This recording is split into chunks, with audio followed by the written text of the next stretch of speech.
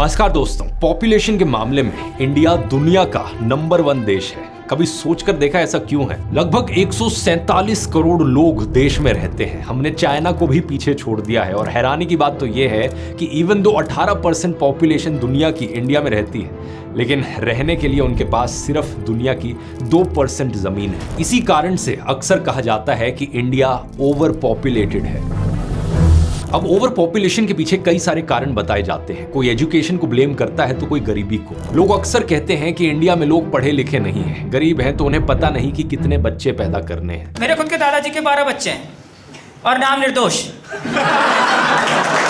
ये भी कहा जाता है कि गरीब लोग ज्यादा बच्चे पैदा करते हैं क्योंकि उन्हें लगता है कि घर में ज्यादा कमाने वाले होंगे, और कुछ लोग तो सीधा उत्तर प्रदेश और बिहार जैसी स्टेट्स पर ही पूरा ब्लेम डाल देते हैं। अब ये बात सच है कि उत्तर प्रदेश और बिहार का इंडिया की पॉपुलेशन में एक बहुत बहुत बड़ा कंट्रीब्यूशन है। इतना बड़ा कि अगर उत्तर प्रदेश और बिहार अलग देश होते तो वो दुनिया का 3rd मोस्ट पॉपुलेटेड कंट्री होता। इन दोनों की पॉपुलेशन मिलाकर 370 मिलियन है, जो कि अमेरिका और इंडोनेशिया के देशों से भी ज्यादा होता है। लेकिन इतनी ज्यादा पॉपुलेशन होने के पीछे गलती यहां पर यूपी और बिहार के लोगों की नहीं है, बल्कि एक ऐसी चीज की है जो लोगों के कंट्रोल से बाहर है। आओ समझाता हूं आपको ये पूरा रहस्य आज के इस वीडियो में।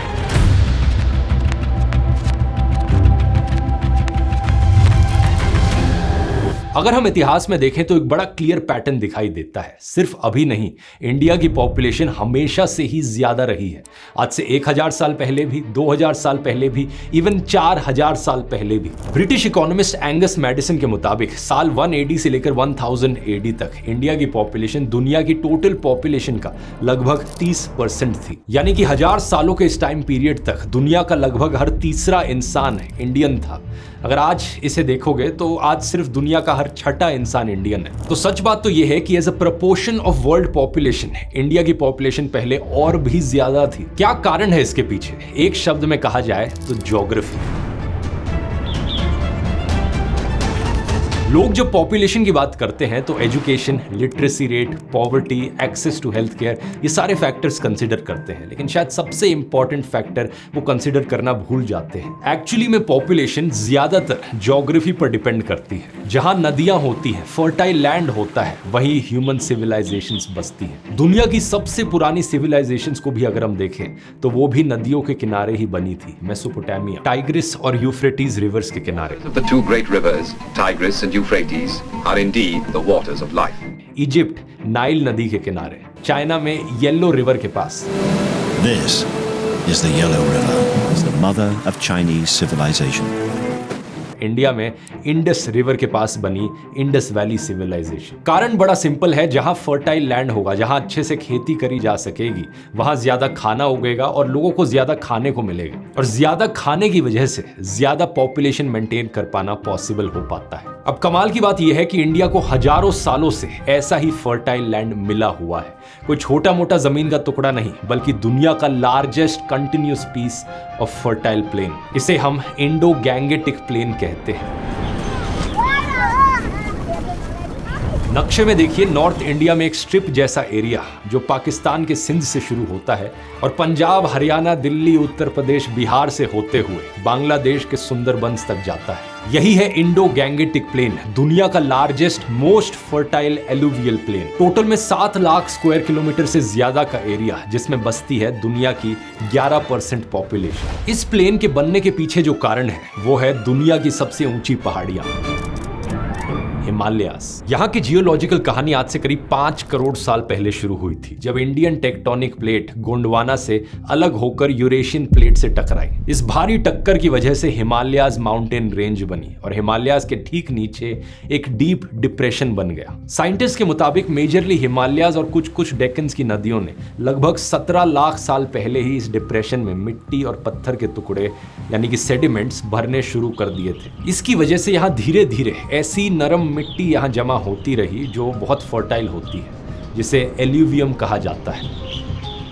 अब क्योंकि पहाड़ियां यहाँ इतनी ऊंची बनी, उन पहाड़ियों पर बर्फ भी बहुत ज्यादा थी, तो उन बर्फ के पिघलने से नदियां भी बहुत सारी बनी। इतने छोटे से एरिया में इतनी सारी नदियों की कॉन्सेंट्रेशन आपको दुनिया में कहीं नहीं मिलेगी। वैसे तो इंडो गैंगेटिक प्लेन का नाम 2 नदियों पर रखा गया है, इंडस नदी और गंगा नदी, लेकिन यहाँ पर 3 मुख्य नदियां हैं। गंगा जो साउथ की ओर जाती है, ब्रह्मपुत्र जो ईस्ट की ओर बहती है, और इंडस नदी जो कश्मीर और लद्दाख से होते हुए वेस्ट में पाकिस्तान की तरफ जाती है। इसी इंडस नदी के किनारे इंडस वैली सिविलाइजेशन की शुरुआत हुई थी। हिस्टोरियन टिम डायसन के मुताबिक अपने पीक पर इंडस वैली सिविलाइजेशन की पॉपुलेशन 40 से 60 लाख लोगों की थी। ये अपने समय में किसी भी सिविलाइजेशन से ज्यादा पॉपुलेशन है। सिर्फ चाइना की येलो रिवर सिविलाइजेशन की 35 लाख की पॉपुलेशन इसके कुछ करीब थी। लेकिन बात यह है कि 4000 साल पहले भी ये रीजन दुनिया का सबसे पॉपुलेटेड था, फर्टाइल प्लेन्स और इन नदियों के चलते। और यही पैटर्न आपको दुनिया के कोने कोने में दिखाई देगा। जहां जहां फर्टाइल लैंड, वहां वहां ज्यादा पॉपुलेशन। चाइना का नॉर्थ चाइना प्लेन देखिए जो 3 नदियों से बना है, येलो रिवर, हुआई रिवर और हाई रिवर। ये वाला चाइना का लार्जेस्ट एलुवियल प्लेन है, एग्रीकल्चर के लिए एकदम परफेक्ट, और इसलिए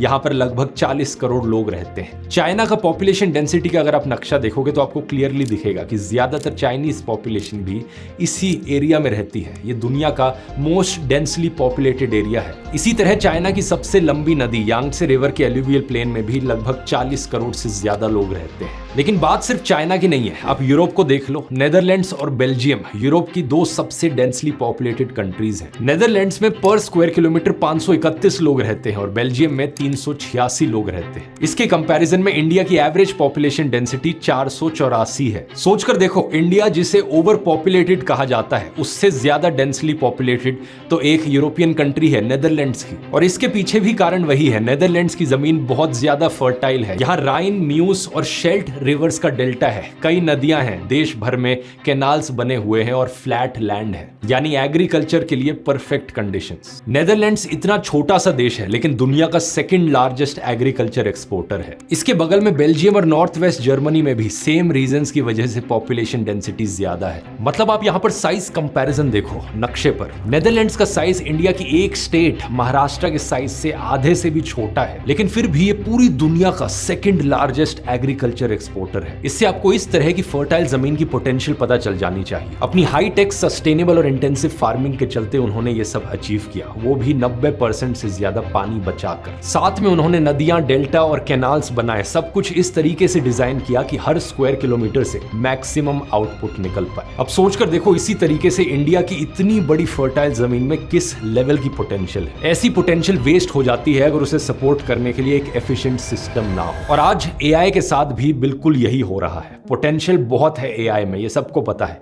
लेकिन सिस्टम बहुत कम लोगों के पास है। ज्यादातर लोगों को लगता है चैट जीपीटी से 1-2 सवाल पूछे, उनका जवाब मिल गया, काम खत्म। ऐसे में एआई से आपको थोड़ी बहुत मदद तो मिल जाएगी, लेकिन आप उसे अपनी फुल पोटेंशियल पर इस्तेमाल नहीं कर पाओगे। इसी गैप को भरने के लिए मैंने बनाई है एआई मास्टर क्लास, 3 घंटे की लाइव वर्कशॉप जहां मैं पर्सनली आकर आपको सिखाता हूं। ये खास तौर पर नॉन टेक्निकल लोगों के लिए है, अगर आप स्टूडेंट हो, प्रोफेशनल्स हो, क्रिएटर हो या बिजनेस ओनर हो। इसमें आपको एआई से बेस्ट प्रॉम्प्टिंग टेक्निक्स, एआई से रिसर्च करना, एआई से प्लानिंग करना, एआई से इमेजेस बनाना, वीडियोस बनाना, गाने बनाना, रिपोर्ट्स बनाना, प्रेजेंटेशन बनाना, ये सब कुछ सिखाया जाएगा जो प्रैक्टिकली आपकी जिंदगी में बहुत यूजफुल होगा। जो काम आप पहले कई घंटों में करते थे, अब आप उन्हें कुछ ही मिनटों में कर पाओगे। 50,000 से ज्यादा लोग अभी तक इस वर्कशॉप को अटेंड कर चुके हैं पिछले सेशंस में, और उनके रिव्यूज आप स्क्रीन पर देख सकते हो, बहुत ही बढ़िया रहे। पिछले सेशन में 76% लोगों ने कहा कि ये वर्कशॉप उनकी एक्सपेक्टेशन के अबव एंड बियॉन्ड गई। तो अगर आप भी एआई की फील्ड में अपने आप को अपस्किल करना चाहते हो, ये फास्टेस्ट और सबसे अफोर्डेबल तरीका है, सिर्फ 2 मूवी टिकटों की कॉस्ट में, लेकिन सीट्स लिमिटेड है, इसलिए आप जल्दी से जाकर ज्वाइन कर सकते हो। इसका लिंक नीचे डिस्क्रिप्शन में या फिर इस QR कोड में मिल जाएगा। ये वाला सेशन मैं 15 फरवरी को शाम के 7 बजे होस्ट करूंगा, और अगर आप एग्जैक्टली इस डेट और टाइम पर नहीं आ पाते लाइव अटेंड करने के लिए, आप अगले 7 दिन तक इसकी रिकॉर्डिंग भी देख सकते हो। अब अपने टॉपिक पर वापस आते हैं। अब जापान का केस देखो। जापान का केस बड़ा इंटरेस्टिंग है। ये एक छोटा सा देश है, लेकिन यहाँ की पॉपुलेशन 12 करोड़ से ज्यादा की है। यहाँ का एग्रीकल्चर लैंड बहुत कम है, सिर्फ 12.5%। 73% ये देश पहाड़ों से घिरा हुआ है। लेकिन जानते हो फिर भी यहाँ की पॉपुलेशन इतनी ज्यादा कैसे है? रीजन वही है क्योंकि हिस्टोरिकली जापान में खाना बहुत एबंडेंट था। फर्टाइल लैंड ज्यादा नहीं है, लेकिन जापान के आसपास का समुद्र मछलियों और बाकी सी लाइफ से भरा हुआ है, और यहाँ के लोग मछली बहुत ज्यादा खाते हैं। इसी वजह से जापान भी अपनी पॉपुलेशन को, एक बड़ी पॉपुलेशन को सस्टेन कर पाया। अब एक सवाल यहाँ पर शायद आपके मन में आ रहा हो कि अगर फर्टाइल लैंड से पॉपुलेशन ज्यादा होती है तो इजिप्ट की नाइल वैली में भी फर्टाइल लैंड है, चाइना के नॉर्थ चाइना प्लेन में भी फर्टाइल लैंड है, तो इन जगहों की पॉपुलेशन इंडिया से ज्यादा क्यों नहीं है? इसका कारण है दोस्तों टोटल एरिया में डिफरेंस। इंडो गैंगेटिक प्लेन इसलिए इतना खास है क्योंकि ये दुनिया का सबसे बड़ा फर्टाइल प्लेन है। जैसा मैंने बताया था, इसका एरिया 7 लाख स्क्वायर किलोमीटर्स का है। कंपैरिजन किया जाए तो North China Plain 4 lakh square kilometre का है और इजिप्ट की नाइल वैली सिर्फ 33,000 स्क्वायर किलोमीटर की है। ये नाइल वैली तो इतनी पतली स्ट्रिप है जिसके ईस्ट और वेस्ट दोनों तरफ रेगिस्तान है। इसी कारण से इजिप्ट के 11 करोड़ लोगों में से 95% लोग नाइल नदी के 20 किलोमीटर के अंदर अंदर ही रहते हैं, क्योंकि बाकी जगहों पर फर्टाइल लैंड है ही नहीं, रेगिस्तान है। इसके अलावा इंडो गैंगेटिक प्लेन में एक और बड़ा बेनिफिट देखने को मिलता है जो दुनिया के ज्यादातर और फर्टाइल एरियाज में नहीं देखने को मिलता, पानी का सोर्स। इजिप्ट में पानी के लिए सिर्फ एक सोर्स है, ये नाइल नदी। यहाँ बारिशों का कोई मौसम नहीं है, साल में बहुत कम बारिश होती है। इसी तरह नॉर्थ चाइना प्लेन में भी कम बारिश होती है, जिसके कारण फसल उगाने के लिए नदी का पानी जरूरी पड़ता है। लेकिन इंडो गैंगेटिक प्लेन में हिमालय की पहाड़ियों ने हमें ना सिर्फ ढेर सारी नदियां दी हैं बल्कि एक मॉनसून का सीजन भी दिया है। इन पहाड़ियों में आर्कटिक और एंटार्क्टिक के बाद दुनिया में सबसे ज्यादा बर्फ देखी जाती है, इसलिए इसे दुनिया का थर्ड पोल भी कहा जाता है। इस थर्ड पोल से 10 मेजर नदियां निकलती हैं जो अपने आप में तो पानी सप्लाई कर ही रही हैं 190 करोड़ से ज्यादा लोगों को। लेकिन दूसरी तरफ हिमालय की पहाड़ियां साउथ वेस्ट मॉनसून की हवाओं के लिए एक बैरियर की तरह भी काम करती हैं। इन पहाड़ियों की वजह से हवाएं तिब्बत की तरफ क्रॉस नहीं कर पाती और इंडिया में ही रुक जाती हैं, जिसकी वजह से इंडो गैंगेटिक प्लेन में बारिश बहुत ज्यादा देखने को मिलती है। एक प्रॉपर मॉनसून का सीजन देखने को मिलता है जो बाकी जगहों पर बहुत रेयर होता है।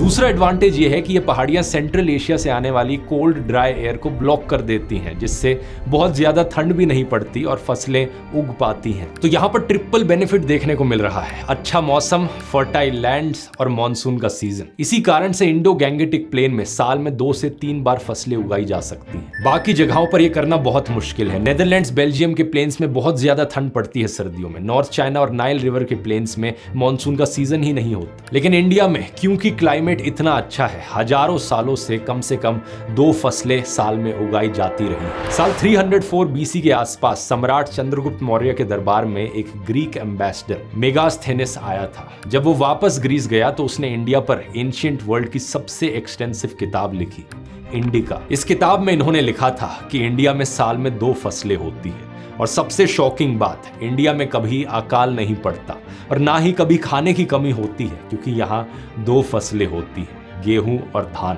जिससे अगर एक फसल खराब हो जाए तो अकाल नहीं पड़ेगा। जब एक जमीन 2 से 3 फसलें दे सकती है तो वो 2 से 3 गुना लोगों को फीड भी कर सकती है और इसी कारण से इंडिया हमेशा से ही बाकी दुनिया के कंपैरिजन में ज्यादा पॉपुलेटेड रहा है। अब कुछ लोग यहाँ पर काउंटर आर्ग्यूमेंट देंगे कि अगर ये बात सच है तो कुछ साल पहले तक तो चाइना में इंडिया से ज्यादा पॉपुलेशन होती थी, ऐसा कैसे हो सकता है? आइए हिस्टोरिकली एक नजर डालते हैं। साल 1 AD में वर्ल्ड की पॉपुलेशन में इंडिया का शेयर 32.5% था और चाइना का 25.8%। इसी तरह 1000 AD में इंडिया में 28% वर्ल्ड पॉपुलेशन रहती थी और चाइना में 22%। 300 साल पहले तक भी साल 1700 में इंडिया में दुनिया के 27.3% लोग रहते थे और चाइना में 22.9% लोग। तो पैटर्न बड़ा क्लियरली आप देख सकते हो यहाँ पर कि हिस्टोरिकली हमेशा से ही इंडिया और चाइना में दुनिया की 50 से 60% पॉपुलेशन रहती थी और दोनों में अगर कंपेयर किया जाए तो इंडिया हमेशा से ही चाइना से आगे था। लेकिन इस पूरे टाइम पीरियड में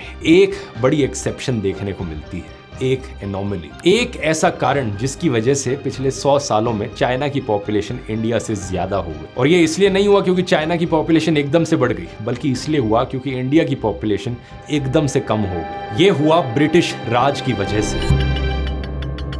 ब्रिटिश हुकूमत के अंडर इंडिया में 25 मेजर अकाल पड़े, 25 मेजर फैमिन्स। साल 1770 से लेकर 1947 के बीच में इन फैमिन्स की वजह से 3 से 3.5 करोड़ इंडियंस मारे गए। ये नंबर इतना बड़ा है कि कंपैरिजन के लिए देख लो, वर्ल्ड वॉर 1 में 85 लाख लोग मारे गए थे। यानी कि वर्ल्ड वॉर 1 में जितने लोग मारे गए उससे 4 गुना ज्यादा लोग ब्रिटिश रूल के दौरान मारे गए इंडिया में। साल 1770 में द ग्रेट बंगाल फैमिन आया, जिसमें बंगाल की 1/3 पॉपुलेशन का सफाया हो गया। 1 करोड़ लोग मारे गए। ऐसे ही 1876 और 1878 के बीच में ग्रेट फैमिन्स देखे गए, जिनमें लगभग 70-80 लाख लोगों की मौत हुई। और सबसे फेमस है 1943 का बंगाल फैमिन, जिसमें 30 लाख लोग मारे गए। इन फैमिन्स के पीछे कोई ज्योग्राफी और कोई नेचर रिस्पॉन्सिबल नहीं था। रिस्पॉन्सिबल थे तो सिर्फ ब्रिटिश लोग और उनकी एक्सप्लॉयटेटिव पॉलिसीज। जैसे कि 1943 का बंगाल फैमिन इसलिए हुआ क्योंकि ब्रिटिश सरकार ने वर्ल्ड वॉर 2 की वजह से अनाजों की स्टॉक पाइलिंग करनी शुरू कर दी अपने सैनिकों के लिए, और इसकी वजह से इंडिया से बाहर भेजा गया अनाज को। मोटे मोटे तौर पर देखा जाए तो इंडिया के हजारों सालों के इतिहास में ये ब्रिटिश पीरियड एक एनोमली थी, जिसमें इंडिया की नेचुरल प्रॉस्पेरिटी को आर्टिफिशियली सप्रेस किया गया। और जब हमें आजादी मिली तो उसके बाद कभी भी कोई अकाल नहीं देखने को मिला। इसी रीजन से इंडिया की पॉपुलेशन दोबारा से बढ़ने लगी। 1947 से लेकर 1981 तक इंडिया की पॉपुलेशन डबल हो गई और 2001 में 100 करोड़ क्रॉस कर गई। ये पॉपुलेशन ग्रोथ इसलिए हुई क्योंकि इंडिया के फर्टाइल लैंड को सरकार की पॉलिसीज ने एड किया। 1960s में इंडिया में ग्रीन रेवोल्यूशन शुरू हुई, जिसके बाद इतना गेहूं हुआ कि 1968 में तो इसे रखने के लिए जगह कम पड़ गई और इसे स्कूल्स और थिएटर्स में रखना पड़ा। तो ये है दोस्तों रूट कॉजेस इंडिया की पॉपुलेशन के पीछे। मैं ये नहीं कह रहा कि यहाँ पर एजुकेशन, लिटरेसी रेट, पॉवर्टी और एक्सेस टू हेल्थ केयर जैसे फैक्टर्स का कोई कंट्रीब्यूशन नहीं, उनसे भी बड़ा फर्क पड़ता है, लेकिन वो सारे फैक्टर्स इन जियोग्राफिकल रीजंस के बाद आते हैं। अब जैसे जैसे लोगों का लिटरेसी रेट बढ़ रहा है, लोगों में अवेयरनेस फैल रही है, हेल्थ केयर फैसिलिटीज इंप्रूव हो रही हैं, तो इंडिया की पॉपुलेशन भी अब स्टेबलाइज कर रही है। इंडिया का टोटल फर्टिलिटी रेट आज के दिन 1.9 पर आ गया है। रिप्लेसमेंट लेवल यानी कि पॉपुलेशन स्टेबल रहने के लिए जितने बच्चे चाहिए वो 2.1 होता है। तो अब इंडिया रिप्लेसमेंट लेवल के भी नीचे आ गया है। इसका मतलब है कुछ दशकों बाद इंडिया की पॉपुलेशन नीचे जानी शुरू हो जाएगी। यूनाइटेड नेशंस की प्रोजेक्शंस के हिसाब से इंडिया की पॉपुलेशन साल 2060 के आसपास पीक करेगी और उसके बाद नीचे जाना शुरू हो जाएगी। 36 में से 31 स्टेट्स और यूनियन टेरिटरीज में फर्टिलिटी रेट अब रिप्लेसमेंट लेवल या उससे नीचे आ गया है, और कुछ स्टेट्स जैसे कि केरला, तमिलनाडु, आंध्र प्रदेश, इवन वेस्ट बंगाल और महाराष्ट्र में तो ये यूरोपियन कंट्रीज के बराबर आ गया है, 1.3 से लेकर 1.5 के बीच। रियलिटी ये है कि इंडिया की पॉपुलेशन अब नेचुरली स्टेबलाइज हो रही है। और कल को कोई अगर आपसे पूछे कि आखिर इंडिया इतना ओवर पॉपुलेटेड क्यों है, तो सीधा जवाब देना कि इंडिया ओवर पॉपुलेटेड नहीं है, बल्कि इंडिया ज्योग्राफिकली ब्लेस्ड है। इंडिया के पास दुनिया का सबसे बड़ा कंटिन्यूस फर्टाइल प्लेन लैंड है और दुनिया की सबसे ऊंची पहाड़ियां हैं। नेशनल एंथम में वो लाइन है ना, विंध्य हिमाचल यमुना गंगा। उछल जलधि तरंग। अनफॉर्चुनेट खबर बस यहाँ पर यह है दोस्तों कि ये सारी चीजें अब कहीं ना कहीं खतरे में है क्लाइमेट चेंज की वजह से। ये नदियां जिन्होंने हमें इतना फर्टाइल लैंड दिया, ये गंदी हैं और सूख रही हैं।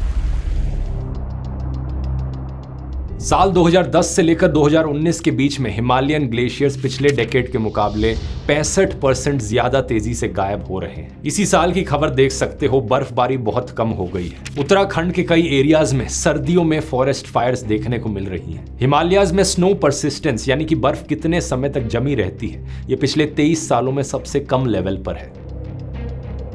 प्रोजेक्शंस हैं कि अगर हालात ऐसे ही आगे बढ़ते रहे तो 21वीं सदी के अंत तक यहां से 1/3 से लेकर आधी बर्फ गायब हो जाएगी। यूनाइटेड नेशंस के सेक्रेटरी जनरल ने तक वार्निंग दी है, ग्लोबल वार्मिंग से जब बर्फ पिघलेगी, ग्लेशियर्स पीछे होंगे, तो इंडस, गंगा और ब्रह्मपुत्र जैसी नदियों में पानी भी कम हो जाएगा। तेजी से ग्लेशियर्स पिघलने के कारण नदियों में पानी का फ्लो बढ़ रहा है, लेकिन टोटल वाटर स्टोरेज घट रही है। क्लाइमेट चेंज के कारण मॉनसून पैटर्न्स भी बदल रहे हैं। कभी बहुत ज्यादा बारिश हो जाती है तो कभी होती ही नहीं।